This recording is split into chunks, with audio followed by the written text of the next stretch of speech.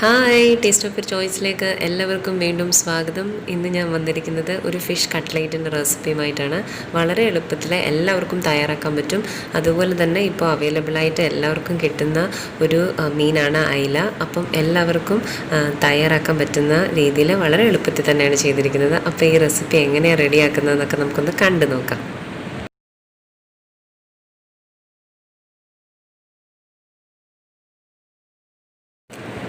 ഇപ്പം ഞാനിവിടെ ഒരു 6 കഷ്ണം മീൻ എടുത്തിട്ടുണ്ട്. അയിലയാണിത്. അപ്പം ഈ മീനിൻ്റെ തലഭാഗം നമ്മൾ കട്ട് ചെയ്ത് കളഞ്ഞിട്ടുണ്ട്. കാരണം അവിടെ കൂടുതൽ മുള്ളുള്ളതുകൊണ്ട് നമുക്കിത് ഇത്രയും പോർഷൻ മാത്രം മതി. അപ്പോൾ അതുകൊണ്ട് അങ്ങനെ തന്നെ മുറിച്ചെടുത്തിരിക്കുകയാണ്. കഴുകി വൃത്തിയാക്കി എടുത്ത് വെച്ചിരിക്കുന്നതാണ്. ഇതിലേക്ക് നമുക്ക് കുറച്ച് പൊടികൾ ചേർത്ത് കൊടുക്കാം. ഒരു 1/2 ടീസ്പൂൺ മുളക് പൊടി, ഒരു 1/4 ടീസ്പൂൺ അടുത്ത് മഞ്ഞൾപ്പൊടി, ആവശ്യത്തിനുള്ള ഉപ്പും കൂടി ചേർത്തിട്ട് നമുക്കിത് നന്നായിട്ടൊന്ന് മിക്സ് ചെയ്ത് ഒന്ന് വേവിച്ചെടുക്കണം. വേവിച്ചെടുക്കുന്ന സമയത്ത് ഒരുപാടങ്ങ് വെന്ത് പോകേണ്ട ആവശ്യമില്ല, ജസ്റ്റ് ഒന്ന് വേവിച്ചെടുത്താൽ മതി. ഇപ്പോൾ ഇത് നന്നായിട്ട് മിക്സ് ചെയ്ത് എടുത്തിട്ടുണ്ട്. ഇനി ഇത് നമുക്കൊരു തവയിലേക്ക് വെച്ചിട്ട് ഒന്നങ്ങ് വേവിച്ചെടുക്കാം. ഞാനിപ്പോൾ ഇതൊരു തവയിലേക്ക് ഇട്ടിട്ടുണ്ട്. ഇതിലേക്ക് കുറച്ച് വെള്ളം കൂടി ഒഴിച്ചിട്ട് ഒന്നങ്ങ് അടച്ചു വെച്ച് വേവിച്ചെടുക്കുകയാണ്. 2 സൈഡും തിരിച്ചു മറിച്ചു വിട്ടിട്ട് ജസ്റ്റ് ഒന്ന് വേവിച്ചെടുക്കാം. അപ്പോൾ നമുക്കൊന്ന് തുറന്ന് നോക്കുന്ന സമയത്ത് ഇത് നന്നായിട്ട് വെന്തിട്ടുണ്ട്. ഞാൻ ഇടയ്ക്കൊന്ന് തിരിച്ചിട്ടിട്ടുണ്ടായിരുന്നു. അപ്പം ഇത് അത്യാവശ്യത്തിന് വെന്ത് വന്നിട്ടുണ്ട്. ഇനി ഇത് നമുക്കൊന്ന് ആറാൻ വേണ്ടി ഒന്ന് മാറ്റി വയ്ക്കാം. ഇതിപ്പോൾ നന്നായിട്ട് തണുത്തിട്ടുണ്ട്. ഞാനിതൊരു പാത്രത്തിലേക്ക് എടുത്തിട്ടുണ്ട്. ഇനി ഇതൊന്ന് ചെറുതായിട്ട് ഇതൊന്ന് മുറിച്ചെടുക്കണം, അതായത് മുള്ളിൽ നിന്ന് മാറ്റിയെടുക്കണം. അതിനായിട്ട് ചെറുതായിട്ട് ഇതുപോലെ ഇങ്ങനെ അടത്തിയെടുക്കുക. മുള്ളൊക്കെ ഉണ്ടെങ്കിൽ കുറച്ചങ്ങ് മാറ്റി കൊടുക്കണം. കാരണം ഇതിൻ്റെ ഇടയ്ക്ക് മുള്ളൊക്കെ ചെറിയ മുള്ളുകളൊക്കെ കാണും. അപ്പോൾ അതൊക്കെ ഒന്ന് മാറ്റി നമുക്കിതൊന്ന് റെഡിയാക്കിയെടുക്കാം. ഇപ്പോൾ ഇത് നിങ്ങൾക്ക് കാണുമ്പോൾ മനസ്സിലാവുന്നുണ്ടാവും. ഞാനിതിൻ്റെ മുള്ളെല്ലാം മാറ്റിയിട്ട് ഇതേപോലെ ചെറിയ കഷ്ണങ്ങളായിട്ട് കട്ട് ചെയ്ത് വെച്ചിരിക്കുന്നതാണ്. ഈ ഒരു രീതിയിൽ എടുത്താൽ മതി. കാരണം നമ്മളിത് മിക്സ് ചെയ്തെടുക്കുന്ന സമയത്ത് കുറച്ചുകൂടി ഇതങ്ങ് പൊടിഞ്ഞു വരും. ഇനി നമുക്കിതിൻ്റെ ഒരു മസാല റെഡിയാക്കണം. അതിനായിട്ട് ഞാനിവിടെ ഒരു പാന് വെച്ചിട്ടുണ്ട്. അതിലേക്കൊരു 3 ടേബിൾ സ്പൂൺ വെളിച്ചെണ്ണ ഒഴിച്ചു കൊടുക്കുന്നുണ്ട്. അതിലേക്ക് ഒരു 2 സവോള കനം കുറച്ച് അരിഞ്ഞതാണ് അതോട് ചേർത്ത് കൊടുക്കാം. എന്നിട്ട് നമുക്ക് കുറച്ച് ഉപ്പ് കൂടി ഇതിലേക്ക് ചേർത്ത് കൊടുക്കാം. സവാള ഒന്ന് നന്നായിട്ട് വഴണ്ടി വരാൻ വേണ്ടി ഉപ്പ് ചേർത്ത് കൊടുക്കുകയാണ്. അതൊന്ന് ഇട്ടിട്ട് നമുക്കൊന്ന് വഴറ്റിയെടുക്കാം. ഇപ്പം ഈ ഒരു സമയത്ത് നമ്മൾ ഇതിലേക്ക് ഒരു ചെറിയ കഷ്ണം ഇഞ്ചിയും അതുപോലെ തന്നെ ഒരു 6-7 അല്ലി വെളുത്തുള്ളിയും കൂടെ ചെറുതായിട്ട് അരിഞ്ഞതുകൂടെ ഞാനിതിലേക്ക് ചേർത്ത് കൊടുത്തിട്ടുണ്ട്. അതുകൂടി ഇട്ടിട്ട് നമുക്ക് നന്നായിട്ടൊന്ന് വഴറ്റിയെടുക്കാം. ഇനി ഇതിലേക്ക് ഒരു 2 പച്ചമുളക് ചേർത്ത് കൊടുക്കുകയാണ്. അതുകൂടി ഇട്ടിട്ട് മൊത്തത്തിലൊന്ന് മിക്സ് ചെയ്ത് കൊടുക്കുക. ഇപ്പോൾ സവോളയും ഇഞ്ചി വെളുത്തുള്ളി എല്ലാം നന്നായിട്ട് മൂത്ത് വന്നിട്ടുണ്ട്.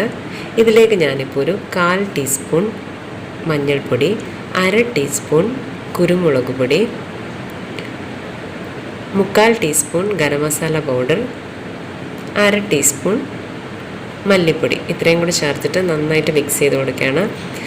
മസാലയുടെയൊക്കെ ഒരു പച്ചമണമൊക്കെ ഒന്ന് മാറി വരുന്നത് വരെ നമുക്കൊന്ന് ഇളക്കി കൊടുക്കാം. ഇപ്പം ഇതിൻ്റെ മസാലയുടെയൊക്കെ ഒരു പച്ചമണമൊക്കെ അങ്ങ് മാറി റെഡിയായി വന്നിട്ടുണ്ട്. ഇനി ഇതിലേക്ക് ഞാൻ ഒരു തണ്ട് മല്ലിയില ഒന്ന് ചെറുതായിട്ട് അരിഞ്ഞെടുത്താണ് അതോടെ ചേർത്ത് കൊടുക്കുകയാണ്. അതുപോലെ തന്നെ ഒരു 2 തണ്ട് കറിവേപ്പില ഇതേപോലെ ചെറുതായിട്ട് അരിഞ്ഞോട് ചേർത്ത് കൊടുക്കുകയാണ്. അതൊക്കെ നിങ്ങളുടെ ഇഷ്ടത്തിനനുസരിച്ച് കൂടുതൽ ചേർക്കണമെങ്കിൽ കറിവേപ്പിലൊക്കെ കൂടുതൽ ചേർത്ത് കൊടുക്കാം. ഇതൊഴിച്ചിട്ട് ഒന്നങ്ങ് മിക്സ് ചെയ്ത് കൊടുക്കുക.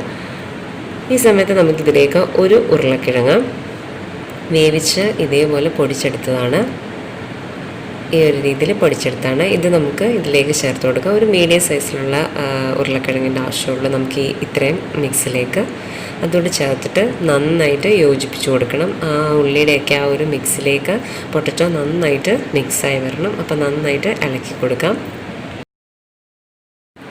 അപ്പം ഇതിലേക്ക് മൊത്തത്തിൽ മിക്സ് ആയിട്ടുണ്ട്. ഇപ്പോൾ കുറച്ച് ഉപ്പിൻ്റെ കുറവുണ്ട്. നമുക്ക് അതുകൂടി കുറച്ച് പൊടി ചേർത്ത് കൊടുക്കാം ഈ സമയത്ത്. പിന്നെ ഇപ്പോൾ ഇത് നന്നായിട്ട് ഒന്നങ്ങ് ഇളക്കി കൊടുക്കാം. ഉപ്പ് എല്ലാ ഭാഗത്തേക്കും കിട്ടുന്ന രീതിയിൽ മൊത്തത്തിൽ ഒന്നും കൂടി അങ്ങ് മിക്സ് ചെയ്തെടുക്കാം. ഇനിയിപ്പം ഇത് മൊത്തത്തിൽ ഇളക്കി പൊട്ടറ്റോ ഒക്കെ നന്നായിട്ട് മിക്സായി വന്നിട്ടുണ്ട്. ഇനി ഇതിലേക്ക് നമ്മൾ എടുത്ത് വെച്ചിരിക്കുന്ന മീനിന് മിക്സോടെ ചേർത്ത് കൊടുക്കാം. മീൻ ഇട്ടിട്ടും ഇതുപോലെ തന്നെ നന്നായിട്ട് ഇളക്കി കൊടുക്കണം. എല്ലാ ഭാഗത്തും മസാല എത്തുന്ന രീതിയിൽ തന്നെ ഇളക്കി കൊടുക്കണം. ഇതിപ്പോൾ നമ്മൾ ഇളക്കുന്ന സമയത്ത് കുറച്ചുകൂടെ മീനൊന്ന് പൊടിഞ്ഞു വന്നോളും. അപ്പം ഒന്ന് ചെറുതായിട്ട് ഇതേപോലെ കുത്തി കൊടുത്തിട്ട് നന്നായിട്ടൊന്ന് ഇളക്കി യോജിപ്പിച്ച് കൊടുക്കാം. ഇപ്പോൾ ഇതിലേക്ക് മീനെല്ലാം മസാലയിലേക്ക് ചേർന്നിട്ടുണ്ട്. അങ്ങനെ നമ്മുടെ മസാല റെഡി ആയിട്ടുണ്ട്. ഇനി നമുക്ക് കട്ട്ലേറ്റ് റെഡിയാക്കിയെടുക്കാം. അതിനായിട്ട് ഞാനിവിടെ ഒരു 4 ബ്രെഡ് എടുത്തൊന്ന് മിക്സിയിലിട്ട് ഒന്ന് പൊടിച്ചെടുത്താണ്. അതുപോലെ ഒരു മുട്ട എടുത്തിട്ടുണ്ട്. ഇത് നമുക്കൊന്ന് ബീറ്റ് ചെയ്തെടുക്കണം. ഞാനിതിലേക്ക് ഉപ്പോ കുരുമുളക് പൊടി ഒന്നും തന്നെ ചേർക്കുന്നില്ല. നമുക്ക് ചെറുതായിട്ട് ഒരു സ്പൂൺ വെച്ചിട്ട് നന്നായിട്ടൊന്ന് മിക്സ് ചെയ്ത് കൊടുക്കാം. ഇനി ഇത് നമുക്ക് ഓരോ ഉരുളകളാക്കി എടുത്തതിന് ശേഷം കൈ വെച്ചിട്ട് നന്നായിട്ടൊന്ന് പ്രസ് ചെയ്തെടുക്കാം. ഷേപ്പൊക്കെ നിങ്ങളുടെ ഇഷ്ടത്തിനനുസരിച്ച് നിങ്ങൾക്ക് എടുക്കാം. ഞാനിപ്പോൾ ഇതേപോലെ ചെറിയ ഉരുളകളാക്കിയിട്ട് കൈ വെച്ചിട്ട് ഒന്ന് പ്രസ് ചെയ്തതിന് ശേഷം ഒന്നങ്ങ് ഷേപ്പ് ചെയ്ത് ഇതേ രീതിയിൽ ഒരു ഓവൽ ഷേപ്പിലെടുത്തിട്ടുണ്ട്. ഇനി നമ്മൾ ആദ്യം തന്നെ ഇത് മുട്ടയുടെ മിക്സിലേക്ക് ഒന്നങ്ങ് മുക്കി കൊടുക്കാം. അതിനുശേഷം നമ്മൾ എടുത്തു വെച്ചിരിക്കുന്ന ബ്രെഡിൻ്റെ മിക്സിലേക്ക് നമുക്കിത് മൊത്തത്തിലൊന്ന് കവർ ചെയ്തിട്ട് നന്നായിട്ടൊന്ന് പ്രസ് ചെയ്തെടുക്കണം. പ്രസ് ചെയ്തെടുക്കുന്ന സമയത്ത് നമ്മളുടെ ബ്രെഡിൻ്റെ പൊടിയൊക്കെ ആണെങ്കിൽ അതിലേക്ക് നന്നായിട്ട് പിടിച്ചിരിക്കും. ഇതേപോലെ കൈ വെച്ചിട്ട് നന്നായിട്ടൊന്ന് പ്രസ് ചെയ്ത് കൊടുക്കുക. ഇതേപോലെ തന്നെ നമുക്ക് ബാക്കി എല്ലാ മിക്സും റെഡിയാക്കി എടുക്കണം.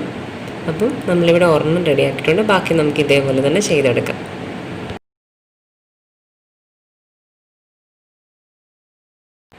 അങ്ങനെ നമ്മളിവിടെ കട്ട്ലേറ്റിൻ്റെ മിക്സ് എല്ലാം ഉരുട്ടി റെഡിയാക്കി എടുത്തിട്ടുണ്ട്. ഇനി ഇത് നമുക്ക് ഫ്രൈ ചെയ്തെടുക്കണം. ഈ ഒരു അളവിൽ ഒരു 13 കട്ട്ലേറ്റ് നമുക്ക് റെഡിയാക്കി എടുക്കാം. ഇനി ഞാനിവിടെ ഒരു ചീനച്ചട്ടിയിൽ കുറച്ച് ഓയിൽ ചൂടാക്കാൻ വെച്ചിട്ടുണ്ട്. അത്യാവശ്യം നന്നായിട്ട് ചൂടായി വരുന്ന സമയത്ത് അതിലേക്ക് നമുക്ക് കട്ട്ലേറ്റ് ഇട്ട് കൊടുക്കണം. ഒരു മീഡിയം തീയിലിട്ടിട്ട് 2 സൈഡും ഒരേപോലെ മൂപ്പിച്ചെടുക്കുക. ഹൈ ഫ്ലെയിമിലിടേണ്ട, പെട്ടെന്ന് പുറം കരിഞ്ഞു. അതുപോലെ തന്നെ ലോ ഫ്ലെയിമിലിടേണ്ട ആവശ്യവുമില്ല.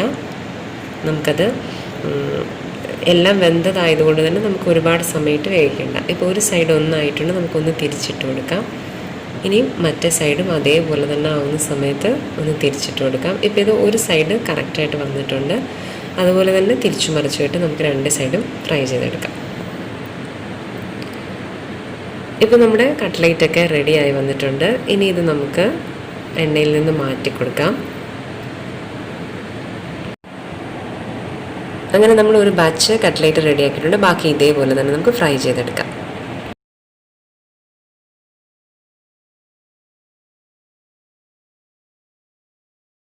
അങ്ങനെ നമ്മുടെ ഫിഷ് കട്ട്ലേറ്റ് മുഴുവനായിട്ട് നമ്മളിവിടെ റെഡിയാക്കി എടുത്തിട്ടുണ്ട്. ഈവനിങ് സ്നാക്കായിട്ടൊക്കെ റെഡിയാക്കാൻ പറ്റുന്ന നല്ലൊരു റെസിപ്പിയാണ്. എല്ലാവരും ട്രൈ ചെയ്ത് നോക്കണം. വളരെ സിമ്പിളായിട്ട് ചെയ്തെടുക്കാനും പറ്റും. അപ്പം എല്ലാവർക്കും അറിയാവുന്നതായിരിക്കും. എന്നാലും ഇതുവരെ ചെയ്ത് നോക്കിയിട്ടില്ലാത്തവരാണെങ്കിൽ ഒന്ന് ട്രൈ ചെയ്ത് നോക്കുക. എന്നിട്ട് നിങ്ങളുടെ അഭിപ്രായങ്ങൾ കമൻറ്റ് ബോക്സിലിടണം. അപ്പോൾ നിങ്ങളെൻ്റെ വീഡിയോ ആദ്യമായിട്ടാണ് കാണുന്നതെങ്കിൽ ലൈക്ക് ചെയ്യാനും ഷെയർ ചെയ്യാനും സബ്സ്ക്രൈബ് ചെയ്യാനും മറക്കരുത്. അപ്പം പുതിയൊരു വീഡിയോയുമായി അടുത്ത എപ്പിസോഡിൽ കാണുന്നത് വരെ ബൈ.